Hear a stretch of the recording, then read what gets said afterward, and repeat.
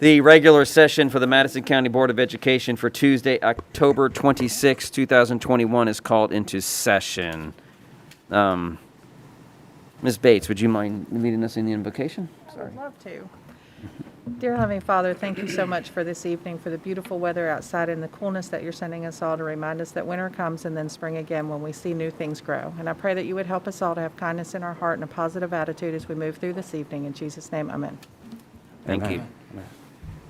I recommend approval of the agenda dated October the 26th, 2021. Motion. Second. I have a motion and a second for the recommendation at approval of the agenda dated October 26, 2021. Any questions or comments on the agenda? If there are none, all those in favor say aye. Aye. Aye. Aye. I recommend approval of the minutes dated September the 2nd, 14th, and 30th, 2021. Motion. Second. I have a recommendation for approval of the minutes dated September 2nd, 14th, and 30th, 2021. Any comments or discussion? If there are none, all those in... I thought I heard something. Nope. If there is no discussion, all those in favor say aye. Aye. Aye. Aye. Item 2, informational items. Discussion of board zone lines. Ms. Thompson? Yes, sir. It's time for you to start thank you. It's time for you to start the redistricting process. This is where you go through and you redraw, after the census, you redraw your board zone lines so that every school board member's district represents the one man, one vote rules. The reason for that is that districts of unequal size dilute votes and violate Section 2 of the Voting Rights Act under the federal law. And you also have requirements under Alabama law. Alabama Code 16-8-1 requires county school boards to have single-member districts with one board member elected from each district. Your boundaries are to be determined by a majority vote of the county school board. The board is required to apportion the districts according to the census data, utilizing the principle of equal representation. You have 6 months to do this. No, we don't. But your actual deadline is in January for qualifying purposes. That's great. So, January 2022. yes. Okay. So you start out with you looking at your total population, you divide it by your 5 districts, and you get your ideal population for each district. Typically, you're allowed a plus or minus 5% deviation on this, and you use that deviation to address things like not splitting as few precincts as possible. It'd be wonderful if you didn't have to split any precincts or split census blocks. And then you also look at respecting communities of interest. So I had sent you an email. I'd outlined some criteria for you to consider that is on your agenda to discuss and consider and hopefully establish the criteria at this evening's meeting. I can go through those now, or we can go through those when we come to that part of the agenda item. And the technical piece of this requires the assistance of some person or company with GIS expertise that can help you take that census data and apply it to your geographical area and help you come to a determination of your district lines. In the past, you have utilized Croy Engineering in Huntsville, and they have prepared shape files for your federal desegregation case. They have a great deal of data on the school system. So Mr. Malone and I both have gotten in touch with and spoken with them, and you have a proposal we just received about 30 minutes before the meeting started from Corey Engineering to serve as the GIS experts to help you through this process. This will involve board members sitting down with their GIS people and looking at different iterations and that sort of thing. You'll come up with probably, I would say, 2 different versions to consider. You'll have public hearings and that sort of thing. So for tonight, there are two things I'd like to see you accomplish, and that is determining which criteria you want to use and contracting with the engineers to start the technical piece. As far as the process is concerned, the first part of the process would be establishing your guidelines. The second is to draw down your data from the Census Bureau. Then once you have drawn the districts, some proposed districts, you would have public hearings and present those to the public. You would get public feedback. And once you've had those public hearings and made your final decision, you will actually vote on your zone lines, and then you're ready to go. The federal requirements of pre-clearance, sending these to the Justice Department, those have been removed from the process that was determined to be unconstitutional. So you no longer Even have- though we're still under deseg. Yeah, your desegregation case and this case, this process are two totally Okay. separate things. All right. So, So the last time we did have to pre-clear. last time we did, and it just takes time, and, you still have to meet the criteria. The criteria that you had to use to pre-clear are the things that I put in these criteria, things like complying with the one-person, one-vote principle of the Equal Protection Clause of the 14th Amendment of the Constitution, complying with the Voting Rights Act of 1965, that you don't have the effect of diluting minority voting strength, and complying with Section 2. All those federal requirements, those are federal law. You can put them in the criteria. You may choose not to list those in the criteria. But I just covered those in that list of proposed criteria just to kind of give you a framework of where those requirements come in. The requirements still apply. You can't just draw the zone lines without any restriction. There's just no federal oversight anymore.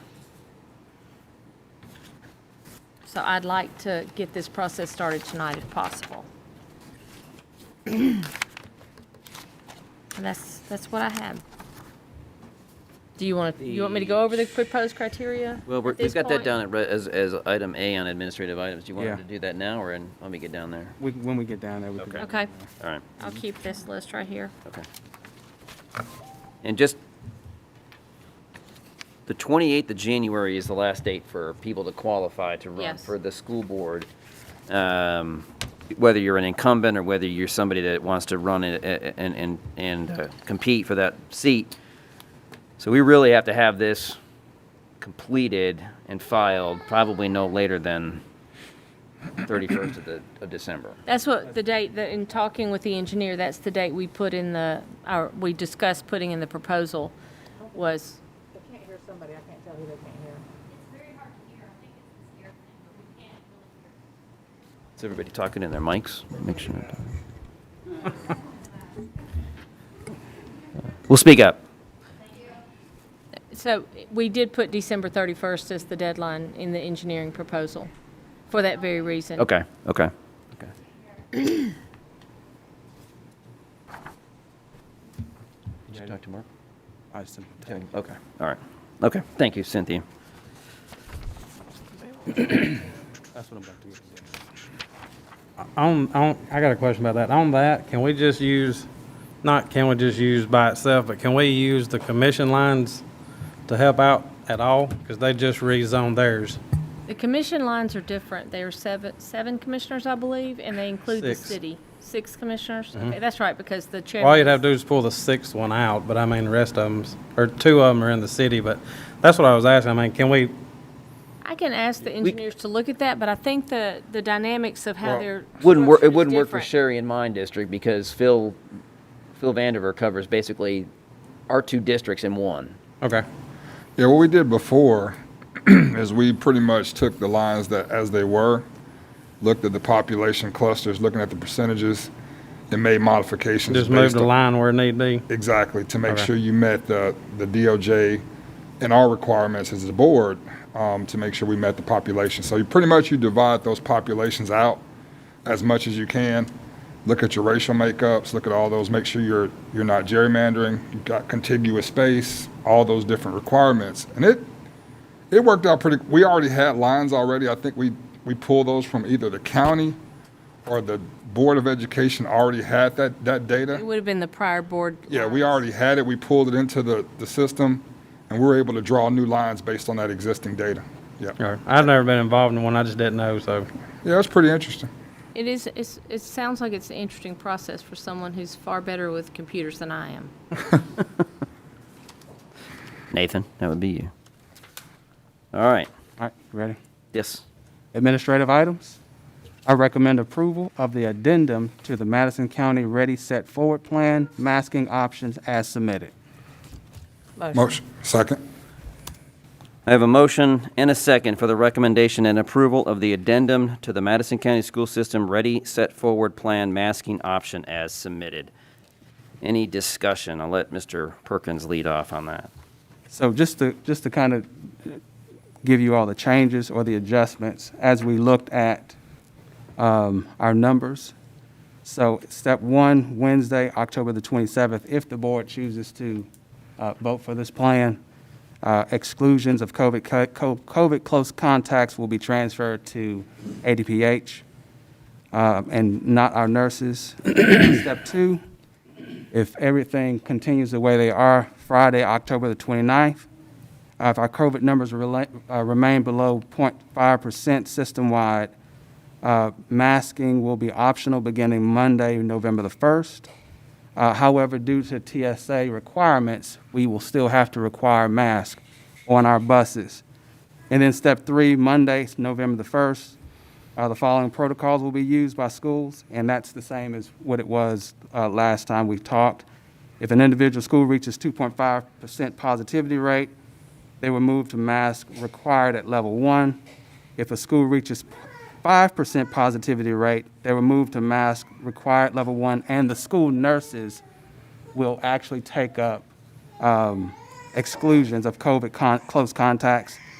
And then when the school falls below 0.5% positivity rate for 5 consecutive days, they will return to mask optional at level 1. So currently we're at 0.12%. So those are the changes that we have so far. And this will go out after the board You're vote. removing level 0 effectively. Level 0. So level 0, and the reason why level 0 is not on there, because level 0 is all things are good. There's no masking. There's very little protocols in place. Right. At level 1, you still keep some of the same protocols. It's the masking option that goes back, masking going to optional at level 1. Go ahead, Nathan. Are we still doing some of the extensive cleaning? Yes. At level 1, are we are still? Yes, none of that changes. Okay, The only thing that changes is the masking option. okay. And then as far as the exclusions go, we're basically going back to what nurses would have normally done during a regular school year, where if a child presents him or herself to a nurse at any point in time of the day saying that they don't feel good, or she takes their temperature and they're running a low grade or a mid-grade fever, they will be sent home. It doesn't matter what the symptom is, or if they're not feeling good or if they're sick, but otherwise, healthy kids will remain in the classroom. As long as they're not a close contact, and ADPH does not exclude them. But it goes, and we're taking that, putting that onus back on the Right. ADPH. Okay, got it. So just for clarification, this is if everything goes well between now and Friday, Monday morning, kids don't have to wear a mask if they're Masking will be optional. Okay. Now, I just want to make sure that, close contact letters will still be sent by nurses. So if an individual is a close contact, nurses will still send letters home. Okay. But they just won't be excluded They will not be, unless the ADPH excludes them. unless the ADPH Okay, excludes. Gotcha, okay. Okay. And I think what's important on this particular document, like we discussed last, is that we've defined the requirements for when and how we will mask the students up in school. It's not just going to be a knee-jerk reaction to mask the students up. It's, parents will know, people will know when we hit a certain percentage, they can expect that the mask will come on. And when they hit a certain percentage on the downside, they can expect that the mask will come off. And I think that that is as important as anything else. It just gives the expectation out there. People understand when and where it may happen. Right. It's not just happening. And I want to make sure I clarify that. It's never been a knee-jerk reaction. No, I'm not, I know, I just use it as a, It has always been based on data, so Yes. just wanted to make sure that was clear. that's why I went air quotes, knee-jerk reaction. Yeah. Gotcha. So the close contact is considered close what's the rule for being close? So without mask, it's 6 feet. With mask, it's 3. So anyone within 6 feet. With mask, without mask, it's 3? Without mask, if both parties does not have mask on, it's 6 feet. It's 6. It's 6. If both parties have mask on, then close contact is within 3 feet, 15 minutes. If any one of the parties does not have mask on, it's 6 feet, 15 minutes. Gotcha, okay, okay. And that's what the ADPH will use. Yes. Yeah. All right. Any other questions or comments? Okay, if there are none, all those in favor, say aye. Aye. Aye. Aye. Item B, I recommend approval of the lease agreement between Madison County Schools and the Lighthouse Baptist Church as submitted. Motion. Second. I've got a motion and a second for the recommendation and approval of the lease agreement between the Madison County School System and the Lighthouse Baptist Church as submitted. Any questions or comments? Would you like me to explain? Yeah. Sure. Go ahead. Okay. For some time, I don't know how long it's been going on, Madison Crossroads School uses the parking lot of Lighthouse Baptist Church for their car rider line. And so, although you typically don't do leases with churches and you don't do leases to allow churches to use your facilities, this is a lease for you to use their facility. This is a lease for you to use their parking lot for your car rider line, which is something you do. You also use their parking lot for overflow parking at school events. And so the lease documents that as well. And so what you're doing with this lease is you're paying them to use their property, which you've been using without compensation for some time. And let me just say, I Mr. mean, Weiss probably knows more yeah, about it than I let do. me just say that the use of that has been a agreement, verbal agreement between the church and the church council, the pastor, and Madison Crossroads for some time. And if you go up in that direction at any point during the day, during the school day, the traffic on Pulaski is pretty bad. I mean, it can get pretty extensively, the traffic will back up. So this alleviates that backup. It keeps the kids safe. It keeps the cars safe. There have been numerous accidents because of it. So what this will do is it'll continue to allow Madison Crossroads to use the parking lot for overflow parking for events as well, but more importantly for the car rider line, and they're going to market correctly and do all those things. So it's a win-win for everybody. It's a win for the school, and it'll be a win for the church as well. And I believe that this draft has not been seen by the church. So there's a possibility, we did it the way we understood we needed to with the trustees listed and that sort of thing, but there may be a technicality. It may have to come back for another approval if there's changes the churches need in accordance with whatever their rules are. So we're just approving this for this to be proposed to the church? Yes. Okay. And hopefully they'll agree to it.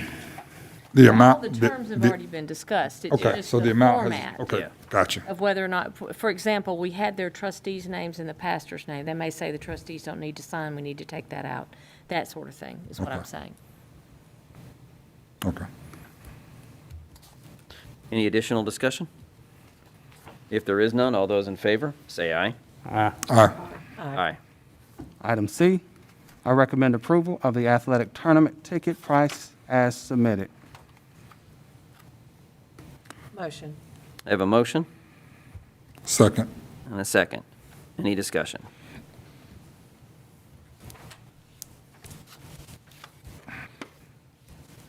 If there is none, all those in favor, say aye.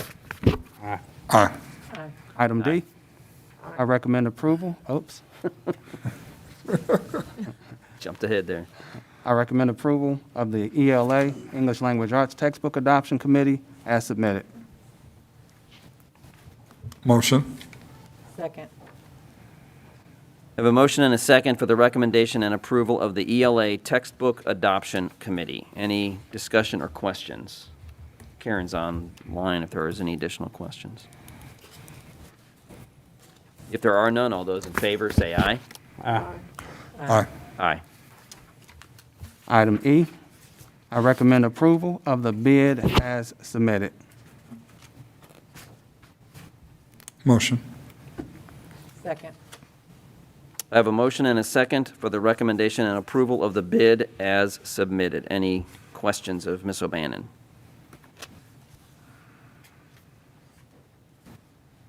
If there are none, all those in favor say aye. Aye. Aye. Aye. Item F, I recommend approval of the contracts for services as submitted. Motion. Second. I have a motion and a second for the recommendation and approval of contracts for services as submitted. Any discussion? Do we know how long we'll have those funds for tutoring? How many years will that go? They've been actually allotted for 3. 3 years? Okay. Okay. Does every school get the same amount of support? No, not the same amount. It's based off of per pupil. Well, okay, but some. Yes, they have a ratio that they allot those funds. Okay. Are we seeing pretty good participation in the after-school tutoring? Yes, yeah, we're getting good participation. Any additional questions or comments? If there are none, all those in favor say aye. Aye. Aye. Aye. Item G, I recommend approval of the team's contract as submitted. Motion. And just I have a motion and a second for the recommendation and approval of the team's contracts as submitted. Any discussion? So these, somebody can opt in at any point, I mean, or any time for these? Or- Well, it has to be approved by the board, and then there are certain criterias that an individual has to meet in order to actually get a team's contract. So you can't just opt into it, and then you get one, and then you can actually be put out of it if you don't meet the criteria. Right, but like everybody just doesn't do it all at the beginning of the year or? No, I mean, it's just. not necessarily. Whenever you feel like it. Whenever we need it, or whenever we can actually fit one, yes. Okay. But they can opt out of it once, right? They can. Yeah. They can opt out of it, yes. Any other questions, discussion? If there are none, all those in favor say aye. Aye. Aye. Aye. Aye. Item H, I recommend approval of the personnel items as submitted. Motion. Second. I have a motion and a second for the recommendation and approval of personnel items as submitted. Any discussion?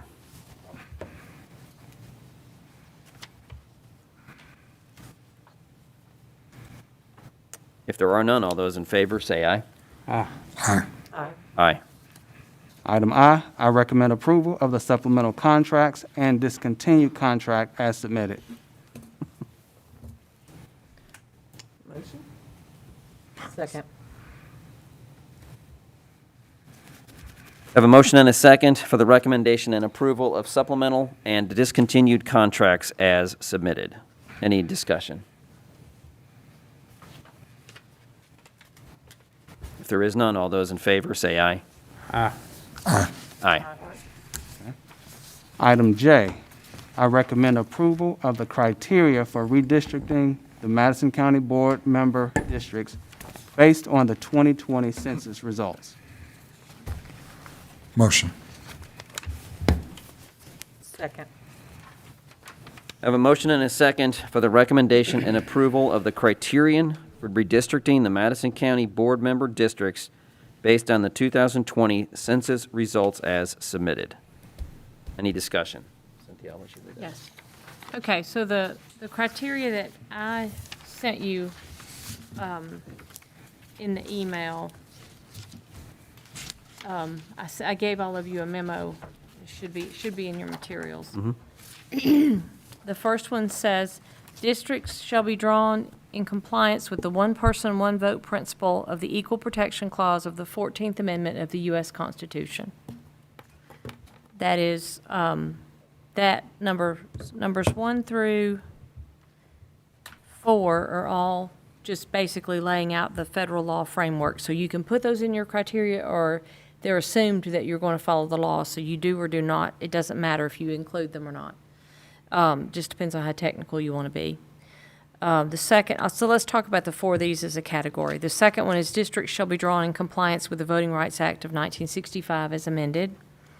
The third one says a redistricting plan shall have neither the purpose nor the effect of diluting minority voting strength and shall comply with Section 2 of the Voting Rights Act and the U.S. Constitution. And number 4, criteria based on race will be considered only to the extent required to comply with the Voting Rights Act. So whether you want to put those in there or just assume those as part of what your legal requirements are, that would be up to the board. I don't see any harm in putting all of them in there unless anyone deems otherwise. I think it makes it easier to be transparent with what criteria we used and what laws we followed.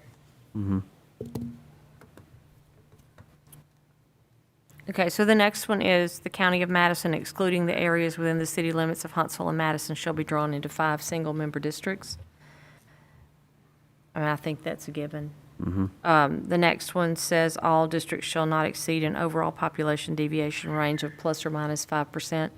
You can go less than that, but that I wouldn't go more than that. So I'd give myself as much leeway as possible. The districts will be contiguous and reasonably compact.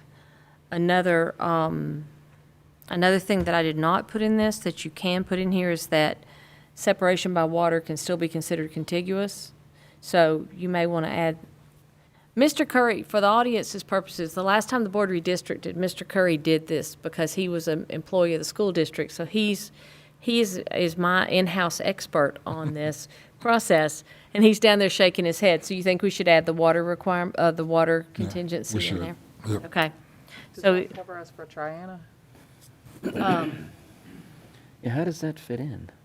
It's not, Because they're not connected to any. but the arsenal's. The arsenal is the a arsenal. separator. The arsenal's counted. Yeah, so they're contiguous Okay. through the arsenal. Okay. Yeah. So we would add including the water language to the contiguous issue.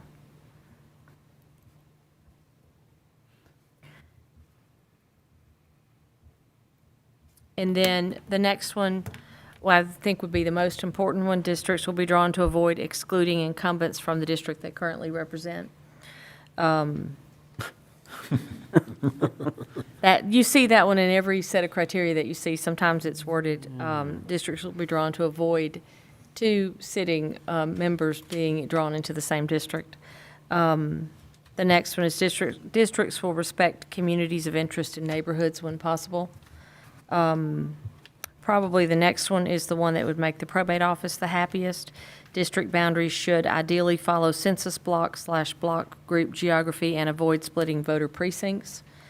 And then the last one is districts should respect the core of existing districts, which is what Mr. Curry was talking about earlier, about taking what's there and tweaking it to make it comply with the rules.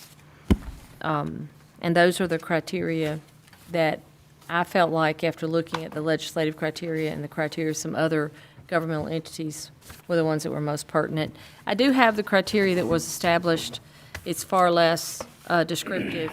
The criteria from 2011 included 5 single-member districts. The members must live within the districts. The terms of the election will remain unchanged, which doesn't necessarily need to be a criteria. The district lines will conform to the one-man, one-vote requirements, and the map presented for review shall be the lines adopted for the districts upon receipt of the data. So, I realize it's probably a given, but why would we not want to include the language in there about the candidate residing in the district in which they represent? why would you not? Yeah. I mean,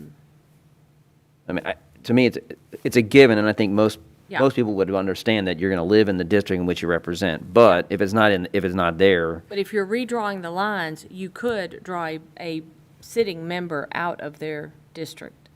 So you would want that to be a criteria, would be to avoid drawing Oh. a sitting member out of the district that they currently serve. Okay, And that is allowed. You are allowed to do that. okay. Where does the 5 come from, the Constitution or The what? 5 comes from Alabama Code 16-8- I had it written down, I saw in my notes. It comes straight out of the Alabama Code, and you can be a 5 or a 7-member district. I honestly, 16-8-1. I honestly don't know what the process is off the top of my head to go from a 5 to a 7-member district, and I would think in this time frame you wouldn't want to pursue that, but you have a choice of 5 or 7 under state statute. I mean, if the population grows big enough, you want. You might want to go, but I would think you'd want to do some studies and look at that, and how that would play, and look at what other systems have done. But that comes out of the Alabama Code, the 5 does.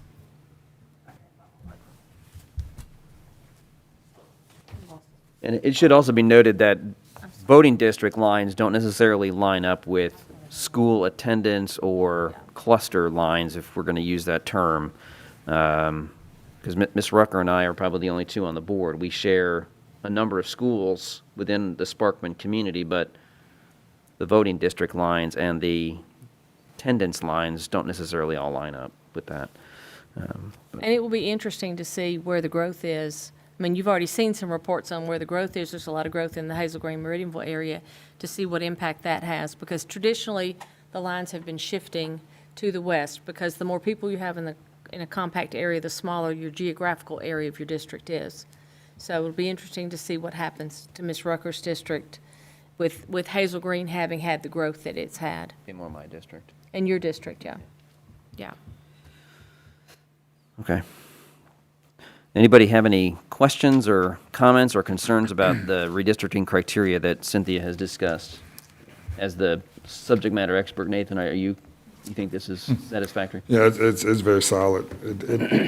Since we have our CROI, they will be very well versed in getting those shape files, importing those files in, census data up to the block level, and be able to show us, and the incumbents have a very good role to play. We meet 2 by 2, discuss the lines, you'll look at them. We had some board members previously say, make sure I get this area. That was pretty interesting. But it was a great exercise on the process, the voting, the percentage populations, deviations. This is all solid. This is all real good. Yeah. Okay. Did you say you could draw a member out? Technically, you could, but not if you establish this criteria. Okay. Well, and that's the only one that gave me a little bit of pause, because if the population grew enough, you may have to draw the lines that could potentially take somebody out of their district. You wouldn't want to, that would be the last resort, but it's possible. I don't know if we wanted to hard set it like that. The next board, I mean, assuming that all of us eventually will be going off the school board, the next board member would obviously be in that district. Yes. So, Would you rather it read, all efforts will be made to draw districts to avoid excluding? something to that nature, because obviously you don't want to, but it's possible. The reason I'm asking is because my subdivision, if you take a left, I'm in her district. If you take a right, I'm in my district. But if the growth is such, you may actually be drawn I might have drawn out. or, Be in Angie's district. yeah, You you would may. actually, more than likely though, because everything's been shifting to the west, because you've had growth in the New Hope area. Correct. And we've seen that growth in the New Hope area.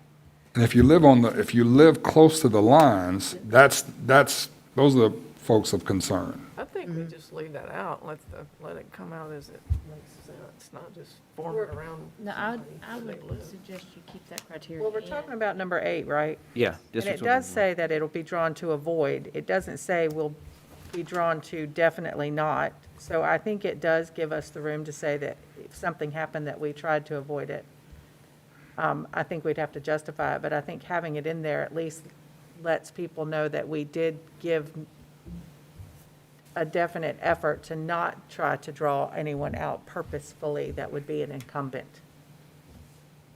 I mean, if you're talking about someone living right on the boundary of their district, I live 400 feet or less from my boundary.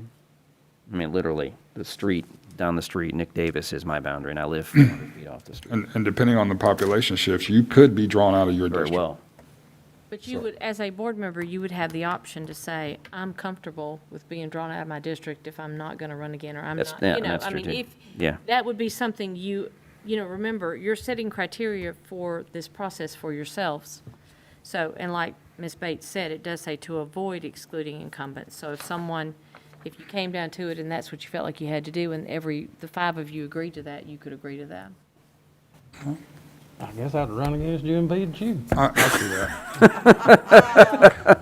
I love your sense of humor. It's so candid. I'm good with keeping it the way Okay. it is. So is everybody comfortable with the criteria that Cynthia has drawn up for us? We're still going to vote on it, right? Yes. Yeah, I was just asking if everyone's comfortable with it. Any more questions on it? Okay. If there's no other discussion or other comments, all those in favor of adopting the criteria for redistricting the Madison County Board member districts based on the 2020 census as submitted, say aye. Aye. Aye. Aye. Item K, I recommend approval of the contract with Croy Engineering for the drawing of the Board of Education districts as submitted.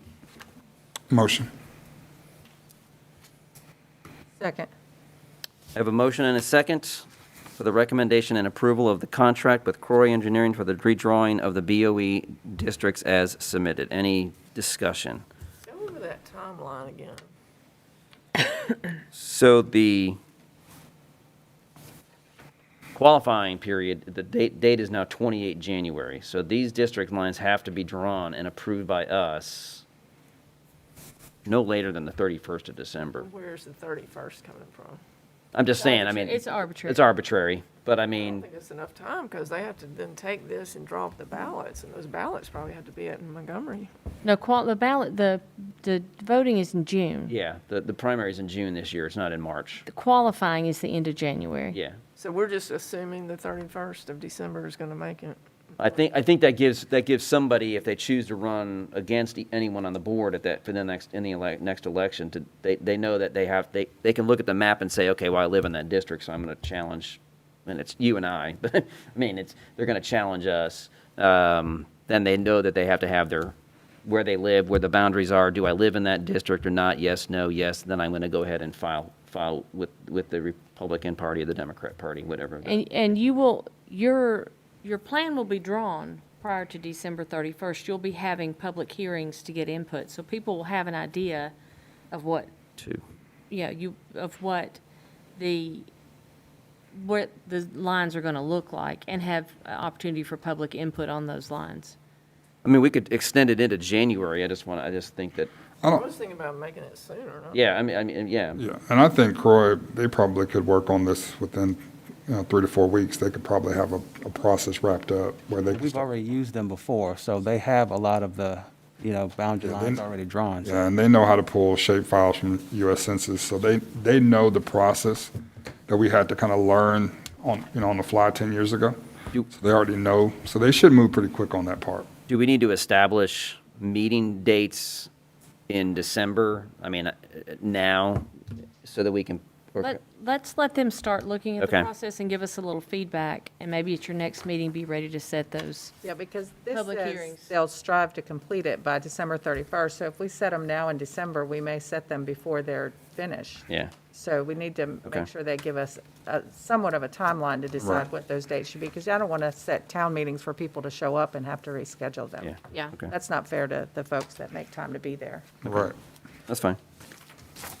But I would, for the public, I would be expecting those to happen in the month of December. Did we have them in the respective districts last time, or did we have them here at the central office? Do you remember, Miss? I'd have to look. Okay. I have some notes on that, but I don't think I brought them with me. Okay, I have to look that's and see fine. where they were held. I just couldn't remember. I think they were held in here because you had maps. Did you have maps displayed? did. for I think you'd people? have to have the maps displayed so that Yeah, I everybody can think look you at at it. least had one in here, because, I think they were here. I think they were here. Yeah. So we don't need like any like other dates in here? Like we gotta be ready to show this to the public by such and such? I think we need to establish those once they start the process.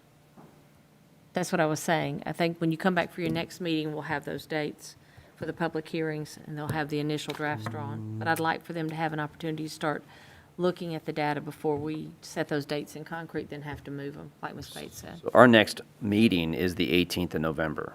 So But that's, you can announce those public hearings on your website and Okay. do your process if you need to prior to that. okay. Okay. Any additional questions or comments on the contract?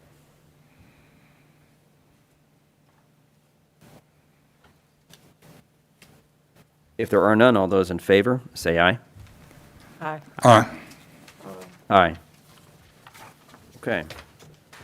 We'll move on to the last item on the agenda, request to address the board.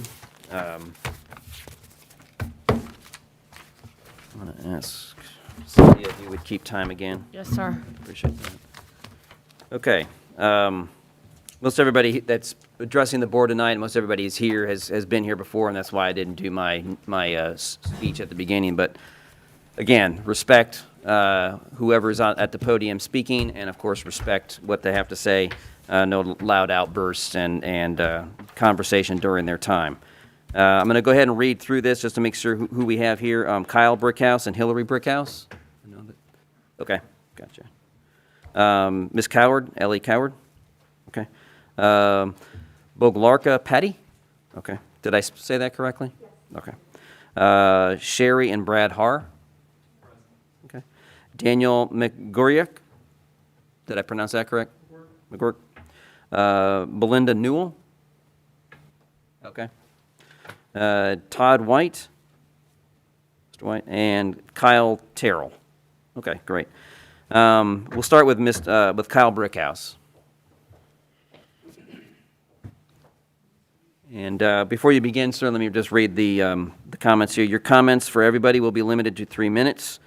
In the event that you wish to address the board on an issue involving the general reputation and character, physical condition, professional competence, mental health, or in some instances, job performance of an individual, or confidential student information, the board will hear your comments in executive session. I don't believe anybody here is going to do that. If you are unsure whether, however, let us know, and we'll discuss it with Ms. Cynthia Thompson, our board attorney. So when you begin, we'll start the clock, and you'll get your 3 minutes. I'm here again to demand that you end the mask mandate. You do not have medical authority over our children. You are not protecting them from anything, and you are harming them physically, mentally, and emotionally. You are creating a generation of kids that will forever live in fear. COVID does not affect our kids, so what are you doing? It is not your job to protect my kid from COVID. There is no threshold for a parent's right to make medical decisions for their children. Mr. Weiss, last week you denounced the overreach of the DOJ and federal government into parents' rights. Thank you for that. Now look in the mirror and denounce the overreach of this board and our superintendent that continues to mandate harmful medical decisions on our children. Mr. Weiss, you also stated this board is a pioneer with respect to this new mask policy. You are anything but. None of the adjoining counties ever had a mask mandate this year. 2 larger districts in the state ended their mask mandate weeks ago, along with many other districts. Mr. Perkins, last week you said you always go by the quote, higher than the highest human thoughts can reach is God's idea for his children. That quote is from Ellen G. White. Now let me quote God's word as given through Paul. God gave us a spirit of power, love, and self-discipline, not a spirit of fear. Not a spirit of fear.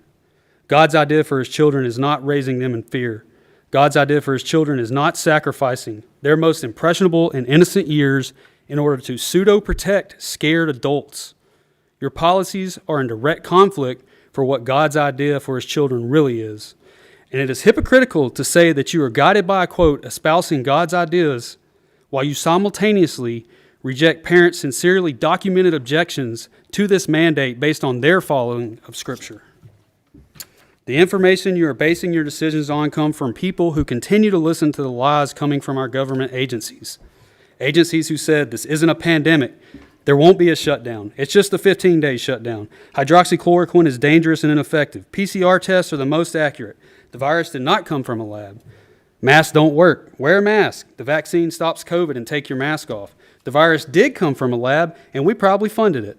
The vaccine doesn't stop COVID, so wear a mask. PCR tests can't distinguish between flu and COVID. There will never be vaccine passports. Get another shot and show me your vaccine passport. You can't work without a vaccine. These same people are now pushing ineffective and unsafe vaccines on our children. And they're following it up by exploiting their innocence and pushing the perversion of genders. You're in an abusive relationship with these people, and you fail to see the damage being done to our children and our country. If you continue these policies, you are complicit with the evil raging through our country right now in the name of fear. And that's just what happened in 1930s Germany.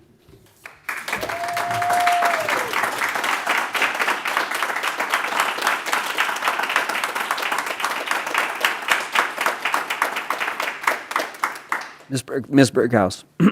Excuse me.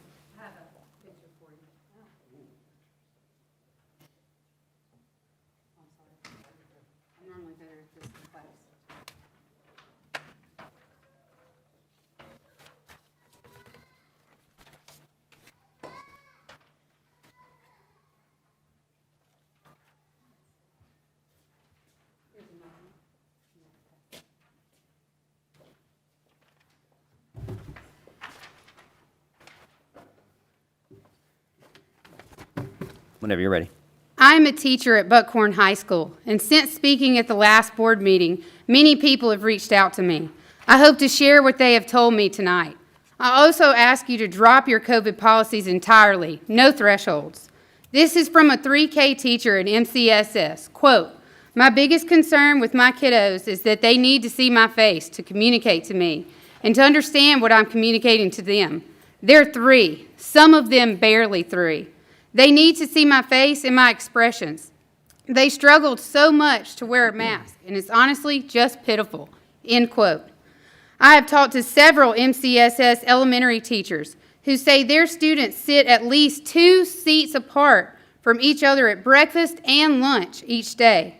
The photo I provided you with is of pre-K students, 4-year-olds. Please look at this. This is happening to 3K, pre-K, and kindergarten in multiple schools. 3, 4, and 5-year-old students eating by themselves is unacceptable. Students are losing hope of school ever being normal again after almost 2 years of COVID restrictions. I have students that ask if school will ever be normal again. Will they ever be able to remove their mandated mask? Will they ever have break again where they can socialize with their friends? Will they ever get to have a normal prom with dancing and no mask? Seniors are already worried if there will be restrictions at graduation. And will they even get enough tickets for their entire family to see them graduate? I was taking a picture of one of my high schoolers in class completing a project, and I asked her to smile. The student responded by saying, quote, "What is the point in smiling, Miss Brickhouse? You can't even see it behind my mask." This statement hit me hard. What kind of world have we created for our students that they believe there is no need to smile?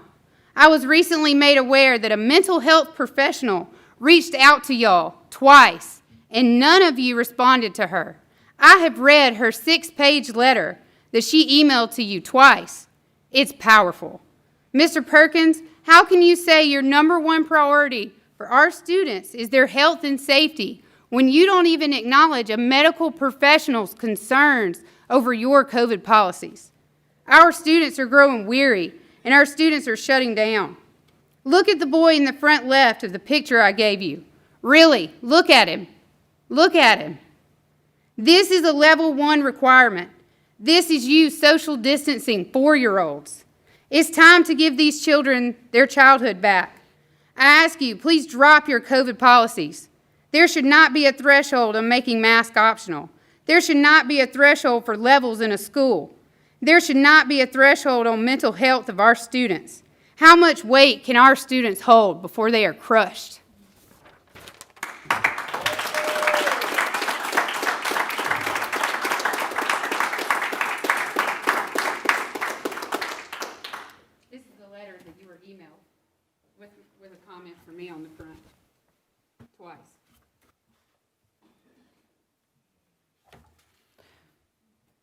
Ms. Cowherd.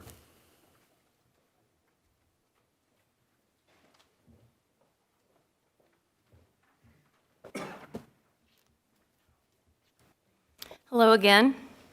0.12%, 17 students, 8 staff members, out of 19,636 enrolled are positive for COVID right now. Think about that. It is a parent's right to choose if they want to have their child wear a mask or not. It always has been our choice, and it will always be our choice. And it is time that that is acknowledged.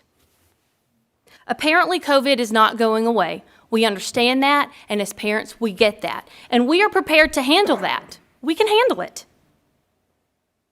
It is also time that that be acknowledged. Enough is enough. Again, 0.12% is an extremely low number. We should be happy about that. If you're sick, stay home. If your child gets sick, then they will be sent home, just like they always have. And they should be sent home. That is it. It is time to end this mask mandate. It is ridiculous. Enough is enough.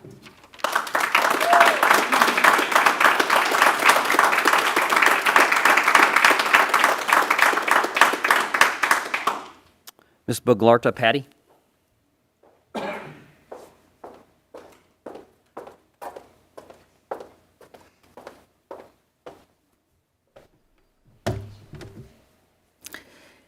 You say my name very well. My name is Boglarka Patty, and I'm a mom to 3 girls, ages 5, 11, and 13. My 2 older girls are currently homeschooling, and it's due to the mandatory masking policy in our district. They will not return to school till the mask mandate is dropped permanently. Being from another country and having never attended school in the United States, I can tell you that it is absolutely out of my comfort zone to undertake my children's education. But my husband and I, like many other parents out there, found ourselves forced into the homeschool route. Data shows that we are not alone. Last year, the homeschooling rate quadrupled in this country. I can imagine it went even higher this year. The longer you enforce these unhealthy restrictions, the less students will remain in public schools. Some of those students will never return. I understand safety is a concern, but can I respectfully ask that you would follow science and not make decisions based on panic or fear of liability or political and pharmaceutical agendas? From where I'm standing, this is exactly what you are doing. Our children are not at risk of dying of COVID. Everyone knows that. The number of children who died of COVID is less than 500 out of 70 million children in the United States. Data also shows that many more kids die annually of pneumonia and the flu than COVID. We all know that these numbers absolutely do not warrant the extreme measures that schools are taking with mask mandates. If we are committed to teaching our children critical thinking skills, how can we ignore these simple facts? If we are teaching our children to value freedom, how can we take that away from them? If we are teaching our children to respect their parents, how can the schools take over the role of the parent and make decisions that belong to them? If we are teaching our children to be kind and compassionate, how can we not allow them to play and hug and see each other's smiles or their teacher's smiles? You say it's to protect the vulnerable. Perhaps you feel comfortable putting that kind of burden on healthy children, but do you ever wonder how that affects them? Do you ever wonder why medical professionals are declaring a mental health crisis among children? With the vaccines widely available, everyone who wanted to get them had a chance to take them for protection. It is unfair that we still keep these children in a mask all day, every day. To what end? I know there is a lot of politics involved, but this year is a time in history where we need brave people standing up and doing the right thing. Because if we don't, when everything is all said and done and the pandemic is finally over, our kids are not going to inherit the America that we all love. Thank you.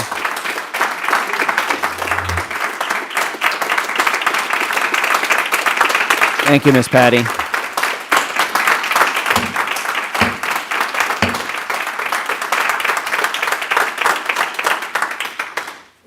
Ms. Har?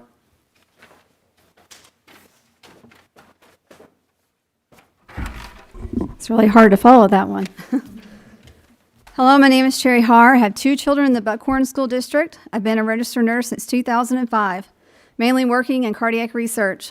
As a medical professional, I'm compelled to advocate for the children in our community, even if it goes against the rules that are currently in place. I was taught to question every order to verify it's in the best interest of those in my care. In the case of forced masking, our children are being harmed. I will speak up for them every opportunity that I get. Recently, on Facebook, I mentioned arming our children. To clarify, I want to arm our children with the courage to stand up for themselves if they feel uncomfortable with something their school is doing to them. As I stated at the previous meeting, forced masking is child abuse. Their abusers would have these kids not tell anyone how it's making them feel. They'd rather the kids just comply and keep quiet. Our school system seems to be going by don't ask, don't tell policy. Well, I've heard their voices, and I'm standing for them today. Our children are living in a state of fear at school. Numerous parents have told me their kids are afraid to ask to take their mask off, even though they are having negative side effects from the forced masking. Children are not being offered mask breaks throughout the day anymore. Older students, like in the high schools, don't get any mask breaks or recess. The only reprieve they get or allotted throughout the day is a short lunch break. For students riding the bus, it can be a 9-hour day in a mask. For younger students, oftentimes their recess is being taken from them. My younger son states if one kid misbehaves, then the whole class loses recess. Also, if their class is falling behind with the curriculum, then recess is revoked as well. They are falling behind due to having a hard time learning the material due to the impact of forced masking. My children have reported several symptoms to include difficulty breathing, anxiety, inability to concentrate, chest pains, worsened acne, feeling like they're going to faint, and fear taking the stairs due to their glasses being fogged up. This is just what my kids have reported, and only a few side effects causing a negative impact on our children. Students are afraid to say something for fear of retribution or punishment. Kids naturally don't want to be singled out, even if it negatively affects their health. Students are fearful of their grades being impacted, especially classes like English class. Teachers are afraid to speak up for fear of losing their jobs or cuts to their programs. This environment of fear may have been unintentional, but this is what is happening every day that forced masking is being continued in our schools. This school board has the power to end this mandate now. Thank you. Thank you.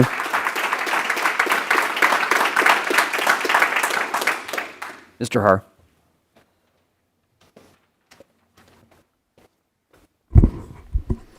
First, I'd like to thank the parents and especially the teachers and the healthcare professionals that have come out to speak on behalf of our children. I'd like to take a different approach and talk about natural immunity since everything else doesn't seem to be getting through. I've read studies conducted in several countries, including the US, UK, Israel, Austria, Qatar, and others.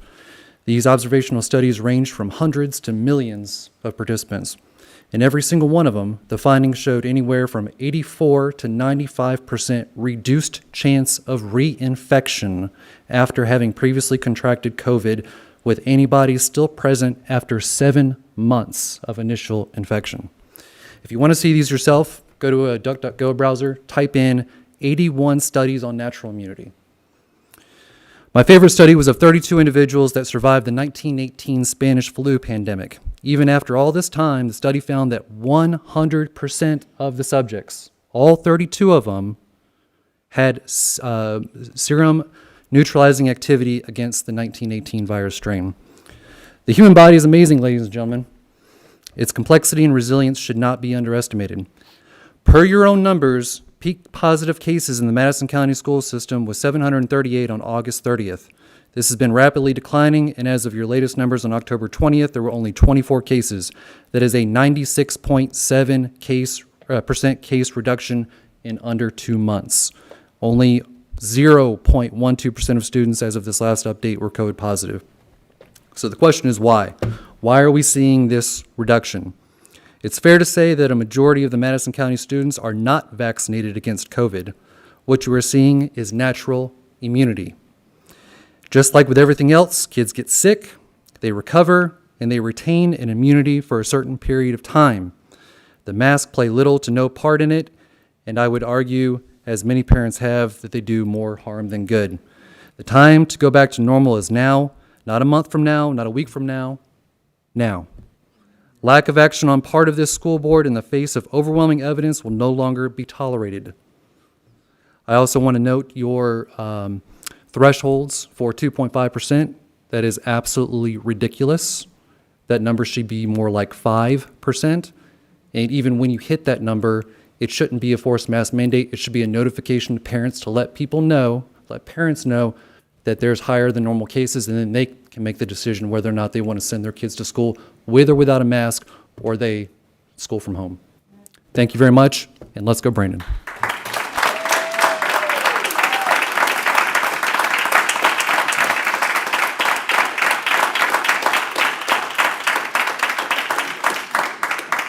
Mr. McGurk.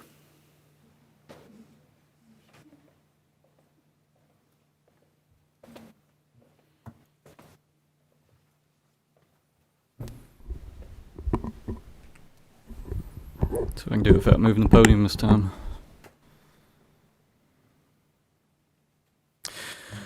Good evening. I appreciate the board finally discussing a relaxing of this mandate. However, I would disagree. This mandate was a knee-jerk reaction. Florida Surgeon General spoke just the other day, saying in terms of the data that supports mask use in kids and mandates for masking kids, it's very weak, and that's a fact. And before you disregard the doctor, let me inform you that at the end of May, the CDC published a notable large-scale study in which the CDC's own findings cast doubt on the impact of many of the most common mitigation measures in American schools: distancing, hybrid models, classroom barriers, HEPA filters, and most notably, requiring student masking were each found not to have a statistically significant benefit. In other words, these measures could not be said to be effective. Of course, these findings should not be a surprise to us, though. You may remember from this past summer, under the Freedom of Information Act, emails from Fauci were obtained. These emails showed that it's never been about the science. Fauci writes in one, the typical mask you buy in the drugstore is not really effective in keeping out the virus, which is small enough to pass through the material. What more should anyone have to say? The country's leading infectious disease expert admits that SARS-CoV-2 is so small that it passes through the mask. Literally, the same thing we've been telling you, the board, since day one. Mask ineffectiveness is also highlighted by the FDA's own unwillingness to approve their use for prevention of spreading the virus. I realize this is a polarizing topic. However, parents should be trusted to weigh the risk and benefits of any medical intervention device and make the most informed choice that best suits their family and situation. Please carefully consider the studies that warn of the health, learning, and developmental risk related to wearing a mask, especially for extended periods of time. We've all shared data with you multiple times on this. Many of America's peer nations, including the UK, Ireland, all of Scandinavia, France, Netherlands, Switzerland, and Italy, have exempted kids with varying age cutoffs from wearing masks in classrooms. Conspicuously, there's no evidence of more outbreaks in those schools than in the U.S. Unmask our kids. Finally, for all the students, staff, and faculty who have been required to wear a mask 7+ hours a day, I would like to leave you with this. A doctor addressed your board, I believe, 3 meetings back. Struggling, you informed her she could remove the mask. I will paraphrase her response. Thank God, I was losing my breath. Anyone who doesn't believe masking kids is child abuse should go back and watch that. Thank you.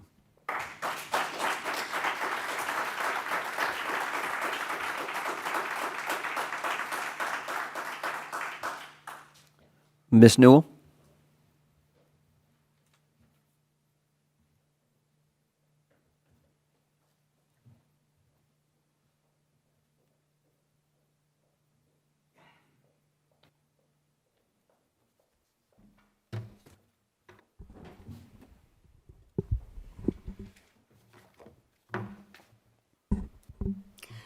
During the board meeting on September 14th, I spoke about the importance of the school board honoring and respecting a majority rule of parental votes.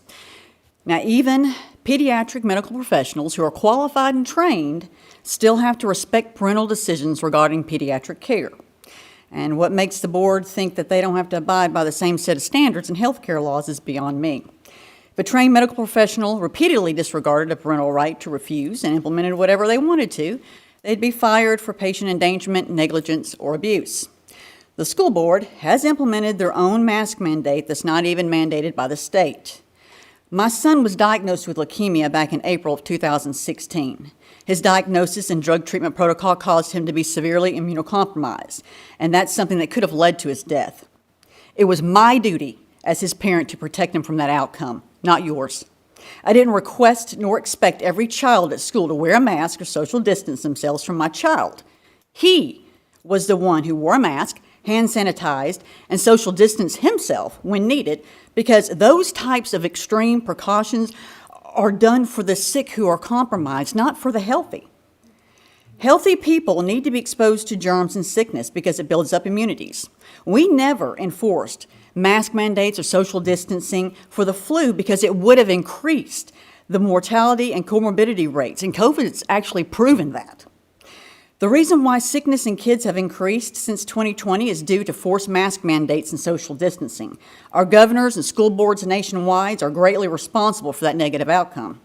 The parents who have been misinformed or fear-mongered about COVID have a right to mask their kids. We're not saying that they don't, but they don't have a right to demand that from everyone else. If wearing masks prevented healthy people from getting sick, then their mask-wearing kids should have nothing to worry about against someone who isn't, right? The Alabama Department of Public Health published a 17-page back-to-school guidance plan. It explained how public school board had a choice on what guidance policies to implement. They made a strategic move, guys, not to force that on you. I mean, wake up. Which can also be translated to the ADPH is passing you the hot potato because they don't want to get burned. So let me put it to you this way. If a doctor gives a nurse clinical guidance on behalf of a patient, and that guidance ended up producing a negative patient outcome, who do you think is held most responsible? Anyone? The nurse, because the nurse was the one who implemented it, not the doctor who intentionally or unintentionally gave her professional misguidance. So I urge you to consider the source, look at the patterns of misguidance, and do your own unbiased research into the source's unethical work history and conflict of interest connections before you follow their guidance or listen to their false conspiracy theorist labels. Now they're labeling them as a domestic terrorist, whatever they can do to keep people from learning the truth. As a nurse, I find it strange how protocols, healthcare laws, and decades of proven science just suddenly became opposite, untrue, or non-existent after COVID hit. So in the end, you can't play victim, you can't point fingers, you can't claim that you didn't know because you did know and you chose to follow their misguidance. Thank you.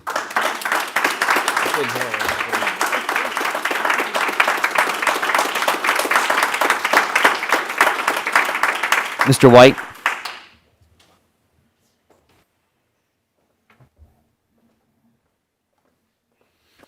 Man, you ever see that movie Groundhog's Day? I feel like that's what we're living in. 15 days to flatten the curve, right? But before I start, I want to address something. You keep talking about, I heard you during the redistricting, the 14th Amendment of the Constitution. I don't understand why you decide to arbitrarily pick or a la carte pick what rights you're going to enforce. Our First Amendment rights are being violated by our children right now with these masks. Our Second Amendment rights are violated every day because you're not allowed to bring a gun into school because, all the school shootings that they prevent those signs, right?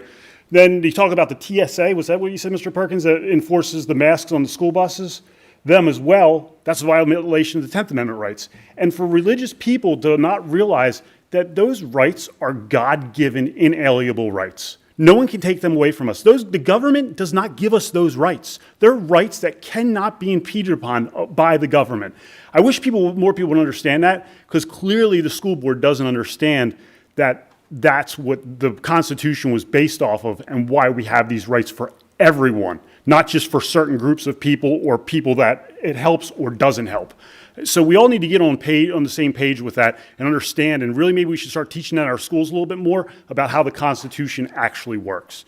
That was just something I had to add because it just infuriates me to hear this, that we talk about the Constitution, but we don't even understand how the Constitution really works. We have lawyers or attorneys that interpret laws, but most laws are a direct violation of our Constitution. So I digress. Anyway, my big thing is we talk about the flu in the north versus the south. Do you know why we have a breakout in the south in the summer and in the north in the winter? Because people are isolating. In the summer, it's hot. Everyone in the south is in their air conditioning in the south. In the north, everyone's, when it's cold, is in their heat inside. They isolate, their immune systems then become compromised, and that's why we have breakouts like we do. It happens time and time again, and we're doing the exact same thing with the masks.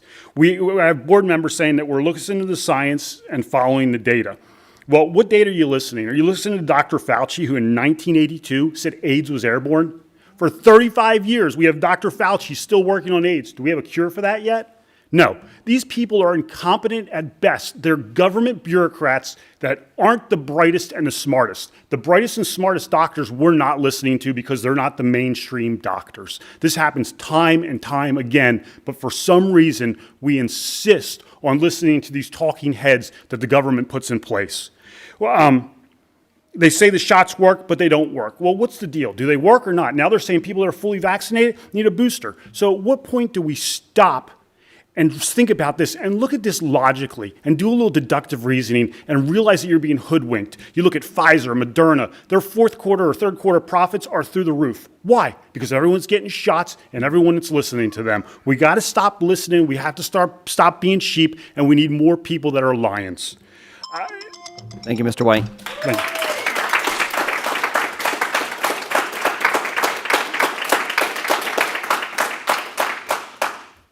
Mr. Terrell. Mr. Terrell.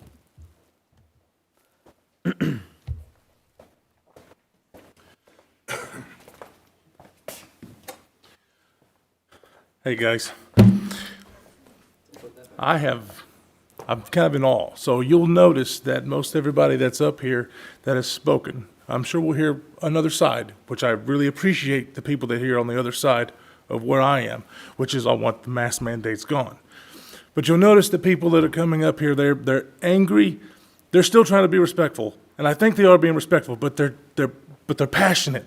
Okay, they're passionate about this because the bottom line is we want as parents to choose the health care that our kids get, and what kind of things like masking does to a child for that long, because you cannot cite to me any data on a mask that's significantly or statistically relevant that we're taking this to this level.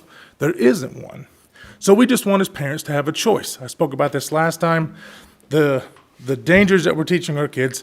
Kid on the bus lost his mask, or broke his mask, started to cry, not because he was scared of COVID, but because he was scared about what was going to happen when he got to school. I have a 4-year-old. He's in speech therapy. It's pretty much useless with a mask, okay? So the teacher, she does the best she can. Great teachers at my kid's school. In Hazel Green, Meridianville, I love the faculty there. They are absolutely wonderful. But they can't do their job properly because of these masks. So these people on our side, my side, are passionate. They might come across, I don't want you guys to, and I don't think you do, take it personally, because it's not. We know you're not evil people. We think you're good people, actually. But we have a difference of opinion.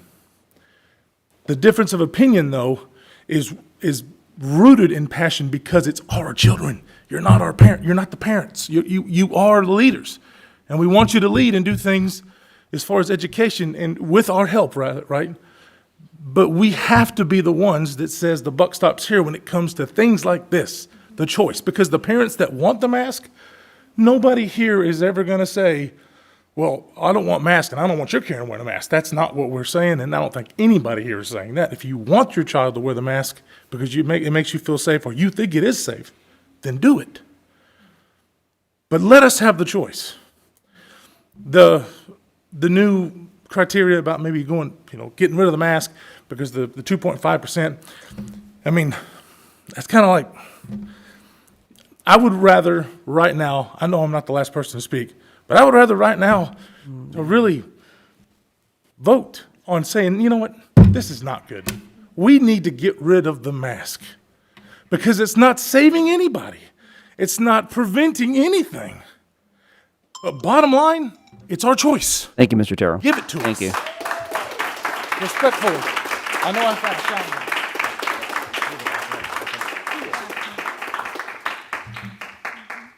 Thank you all very much for coming this evening. We appreciate your comments and your support, and we know this is a very passionate thing for you to come and speak to us about, and we appreciate your taking the time out of your schedule and your day to come down here and speak with us.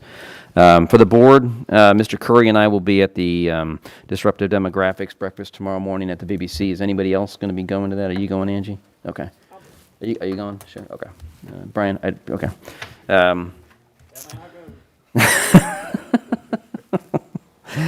All right, that concludes the meeting for this evening. We have no executive session planned for this evening, so I will entertain a motion to adjourn. Second. I have a motion and a second to adjourn. All those in favor, say aye. Aye. Aye. Thank you all for coming out this evening.